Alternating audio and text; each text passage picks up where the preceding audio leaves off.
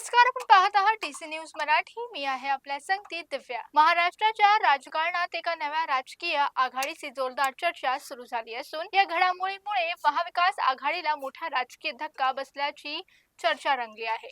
मिळालेल्या माहितीनुसार एकनाथ शिंदे यांच्या शिवसेना आणि शरद पवार गटामध्ये नव्या राजकीय समीकरणावर चर्चा सुरू आहे.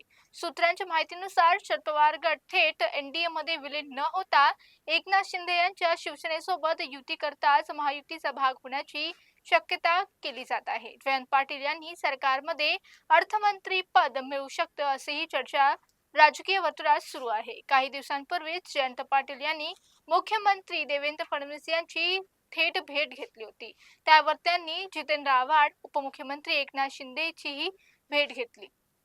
ठाण्यात एकमेकांशी कट्टर राजकीय प्रतिस्पर्धी मानले जाणारे आव्हाड आणि शिंदे यांची भेट ही विशेष महत्वाची मानली जाते. दरम्यान शरद पवार गट आणि अजित पवार गटाच्या विलीनीकरणाबाबत ही चर्चा सुरू आहे. मात्र दोन्ही गटातून त्याचा सकारात्मक प्रतिसाद मिळालेला दिसत नाही. त्यामुळे भविष्यात निवडणुकीमध्ये शिंदे गट आणि शरद पवार गट स्वतंत्र युती करून महायुतीचा भाग म्हणून निवडणुका लढतील, अशी माहिती सूत्रांकडून समोर येत आहे. तसेच मतदारसंघ पुनर्रचना विधेयकाला पाठिंबा देण्याची अटही शरद पवार यांच्या समोर ठेवण्यात आल्याची चर्चा रंगली आहे. पाहूया